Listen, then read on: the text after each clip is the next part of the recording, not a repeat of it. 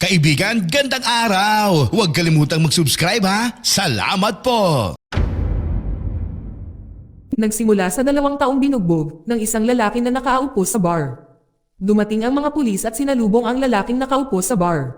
Casual na tinutukan siya ng baril at huhulihin siya ng 2 pulis. Siya si Jack Reacher, sinabi ng mga pulis na si Jack ay may kasalanan. Tapos pinusesan ng mga pulis ang mga kamay ni Jack, sinabi talaga ni Jack na huhulihin silang 2 ng kaibigan niyang nagngangalang Major. Dagdag pa ni Jack na sila ay huhulihin dahil sila ay gumawa ng negosyo ng human trafficking sa lupain ng Amerika. Di nagtagal pagkatapos dumating ang mga pulis militar at inaresto ang 2 pulis. Nang makita ang mga sinabi ni Jack na nangyari, ang mga pulis ay nalilito kung sino talaga si Jack.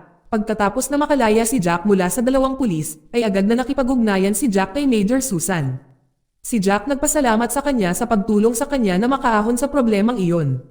Simula noong insidenteng iyon ay mas napalapit si Jack kay Susan, pagkatapos ay binalak ni Jack na pumunta sa headquarters ng Army sa Washington DC para makipagkita kay Susan. Ngunit pagdating niya doon ay hindi na nakita ni Jack si Susan, nakilala ni Jack ang isang lalaking nagngangalang Morgan, na pumalit sa posisyon ni Susan. Sinabi ng lalaki na si Susan ay naaresto dahil sa di umano'y espiya siya para sa kalaban. Nang marinig ito, hindi naniniwala si Jack, agad niyang inalam ang balitang ito. Nakipagkita si Jack sa abogado ni Susan, ngunit sinabi ng abogado na si Susan ay totoong inaresto. Nakatanggap si Jack ng nakakagulat na balita na ang isang babae ay nag-claim na kanyang anak. Si Jack ay gustong malaman ang tungkol sa babae, pagkatapos si Jack ay nagpas siyang magkape. Ngunit may 2 lalaki na nagmamasid kay Jack sa hindi kalayuan. Maya-maya ay agad na lumapit si Jack sa kanilang 2 at binugbog sila, pagkatapos ay nakita ni Jack ang isang card na nagpapakita na sila ay mga miyembro ng Parasor. Noong gabing iyon ay nakilala ni Jack ang isang batang babae na nagngangalang Samantha, siya ang babae na nag-aangkin na anak ni Jack. Si Jack pagkatapos ay nag-imbite sa kanya para makipag-usap, ngunit walang pakialam si Samantha at umalis na lang. Samantalang sa di kalayuan, ay may isang lalaki na kumuha ng litrato kina Jack at Samantha. Kinaumagahan nakipagkita si Jack sa abogado ni Susan, saka siya nakatanggap ng impormasyon na 2 sa mga tauhan ni Susan ang napatay sa Afghanistan. Dahil siya ay inaresto si Susan at inakusahan na espiya. Nagtanong si Jack tungkol sa organisasyon ng Parasor, sabi ni Jack na sinusundan siya ng mga ito mula nang dumating siya sa Washington. Tapos sumagot ang lalaki na ang Parasor ay isang private contracting company para sa American military. Nang marinig ito naramdaman ni Jack na gumagawa sila ng isang conspiracy. Naramdaman din ni Jack na si Susan na ang susunod na target. Pagkatapos ay sinabi ni Jack sa abogado na palayain kaagad si Susan. Nang gabing iyon ang abogado ni Susan ay binugbog ng hitman na nagngangalang Han na pinadala ng Parasor. Nagawang patayin ng hitman ang abogado ni Susan. Sa umaga kinuha si Jack ng mga sundalo para makipagkita kay Morgan. Hindi alam ni Jack ang tungkol sa anumang nangyari. Ginawa ni Morgan na sospek si Jack sa pagpatay sa abogado ni Susan. Base ito sa ilang beses si Jack nakipagkita sa abogado. Sa huli ay nadetin si Jack sa isang bilangguan ng militar. Habang papunta sa bilangguan nakita ni Jack ang CCTV footage. Nakita niya na nakakulong din si Susan doon. Tapos kinausap ni Jack ang abogado niya, pero may nakita siyang 2 kaina-hinalang lalaki.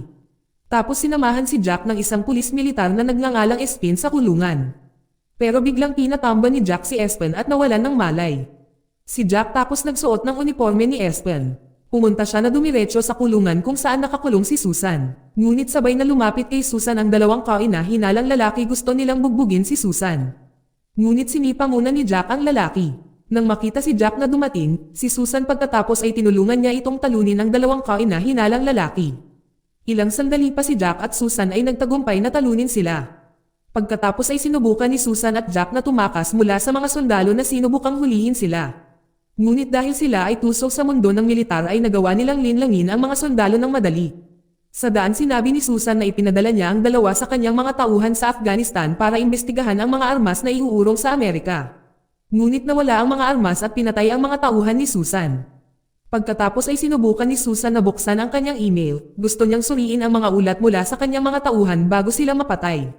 Sa kasamaang palad ang email ni Susan ay na-freeze, simula nang sinubukan ni Susan na buksan ang kanyang email. Bilang isang resulta ang mga sundalo ay nagawang subaybayan ang kinaroroonan nina Susan at Jack. Sa kabilang banda si Morgan ay inutusan niya ang hitman na patayin si Jack at si Susan. Si Susan at Jack ay sinubukan na tumakas. Napagtanto ni Jack na may sumusunod sa kanila. Tapos pumasok sina Susan at Jack sa kusina ng restaurant, gusto nilang beat again si Han. Maya-maya dumating si Han. Si Jack na nakita niya na paparating si Han. Agad siyang binugbog mula sa likod. Sinubukan ni Han na labanan si Jack at Susan nang biglang dumating ang mga pulis. Nagawang makalayo ni na Susan at Jack. Nang malaman ni Han na nakalayo na si Susan at Jack, nakaramdam ng sama ng loob si Han. Agad niyang pinatay ang dalawang pulis na dumating. Kinagabihan na natili sina Jack at Susan sa isang hotel, gumawa sila ng plano para kinabukasan. Kinaumagahan pumunta sila kay Morgan. Pinigilan ni Jack si Morgan habang si Susan ay kumuha ng data mula sa laptop ni Morgan. Pagkatapos nilang makuha ang impormasyon sa laptop ni Morgan, si Jack ay nakipag-ugnayan sa isang babae na kanyang subordinate. Sinabi ng babae na bago namatay ang mga tauhan ni Susan, ay nagawa ni Alex na makausap ang mga ito. Si Alex ay membro ng Parasol. Sinabi rin ng babae na ang American soldiers ay sinusuplayan ng mga sandata ng mga Peresorn habang nasa Afghanistan. Matapos makipag-usap sa sundalo, nakita ni Jack ang larawan niya kasama si Samantha. Napagtanto ni Jack na nasa panganib si Samantha, agad siyang pumunta sa bahay ni Samantha. Pagdating ni Jack sa bahay ni Samantha, nakita niya ang mga adoptive parents ni Samantha na patay na, at balis ang hinahanap ni Jack ang kinaroroonan ni Samantha, ay lumabas na nagtago siya sa kusina, nagawa niyang makaligtas sa pagpatay. Pagkatapos ay sina Jack at Susan ay kinuha siya sa kanyang bahay. Sa kabilang banda ang hitman mula sa Parasol ay dumating upang makita si Morgan. Alam ng lalaki na si Morgan ay nagbigay ng impormasyon kay Jack at mabilis niyang pinatay si Morgan. Habang si Jack ay nakakuha ng impormasyon tungkol kay Alex na nakatira sa New Orleans, nang marinig ito sina Jack, Susan at Sam, ay pumunta sa bayang iyon sakay ng eroplano. Habang sa eroplano ay may dalawang miyembro ng Parasol na sumunod kay Jack. Si Jack ay madaling natambo silang dalawa. Pagdating nila sa airport ay dinala ni Jack sina Samantha at Susan sa emergency exit. Si Han at ang kanyang kaibigan na nakakita nito ay agad silang hinabol. Buti na lamang at nakatakas sila sa pamamagitan ng pagsakay ng bus. Sa gabing tumuloy sila sa isang hotel upang magtago, maya-maya ay umamin si Samantha na nagkunwari siyang anak ni Jack. Dahil gusto niyang makakuha ng pera kay Jack, nagpa siya si Samantha na umalis at wag nang abalahin si Jack. Pero hindi nagalit si Jack, sa halip gusto niyang protektahan si Samantha. Mamaya pumunta si Jack sa asawa ni Alex mag-isa. Tapos sabi ng asawa ni Alex na si Alex naging isang drug addict at hindi na umuwi. Nang pauwi na sana si Jack ay hinarangan siya ng mga kalaban. Nagtanong sila tungkol sa kinaroroonan ni Susan, imbes na sumagot ay agad silang binugbog ni Jack isa-isa, ngunit sinubukan ni Han na patayin si Jack sa pamamagitan ng pagbaril. Buti na lang nagawa ni Jack na makaligtas at bumalik sa hotel. Sa umaga hindi nahanap ni na Jack at Susan si Samantha sa kwarto, kaya nag-alala sila. Ngunit hindi nagtagal bumalik si Samantha, at nalaman niyang nakatira si Alex sa isang gusali at ang mga adik sa droga. Agad na binalaan ni Jack si Samantha na hindi siya dapat umalis ng hotel para sa kanyang kaligtasan. Pagkatapos nilang makuha ang impormasyon mula kay Sam, si Jack at Susan dumiretso sa gusaling iyon. Naabutan nila si Alex, si Susan na galit na nagtanong sa kanya, pagkatapos ay sinabi sa kanya ni Alex ang katotohanan na ang Parasol ay nagbebenta ng mga armas na ilegal. Sa gitna ng kalsada ay binugbog ng Parasol si Alex at ang kanyang mga kaibigan ngunit nakaligtas si Alex.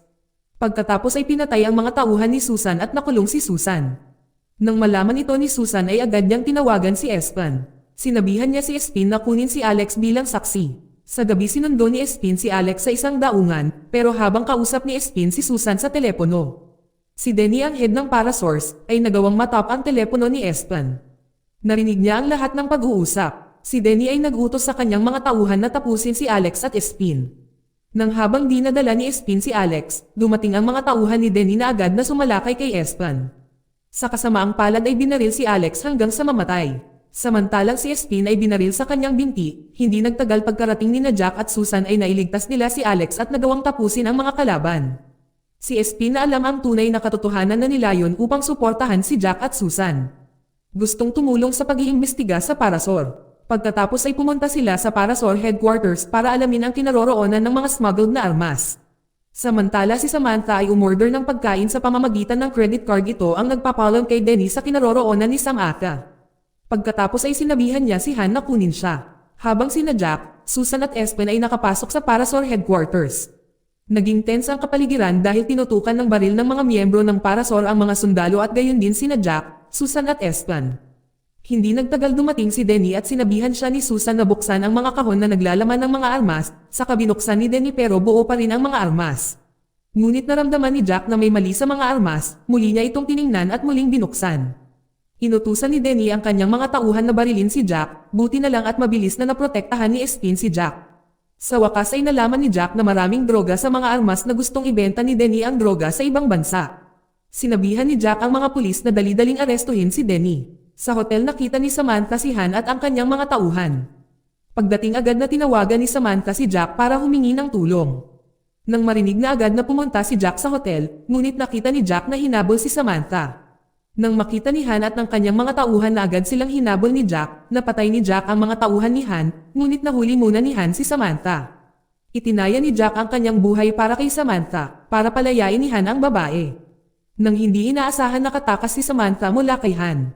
Pagkatapos ay mabilis siyang nilabanan ni Jack at natambo siya. Ngunit agad na nakatayo si Han at gumanti kay Jack. Sa natitirang lakas, nagtagumpay si Jack na talunin si Han, nabali niya ang mga binti ni Han at leeg at itinulak din siya palabas ng gusali hanggang sa kanyang kamatayan. Kinabukasan ay napawalang sala si Susan bilang isang espiya ng kaaway. Ibinalik ang kanyang posisyon bilang major. Pagkatapos ay nagpasalamat si Susan sa pagliligtas sa kanya ni Jack. Pagkatapos noon ay dumating si Jack sa paaralan ni Samantha. Mahal na mahal ni Samantha si Jack tulad ng kanyang ama na laging nagpoprotekta sa kanya. Pagkatapos ay bumalik si Jack sa kanyang dating buhay na puno ng kalayaan. Dito nagtatapos ang palabas. Salamat sa panonood kaibigan.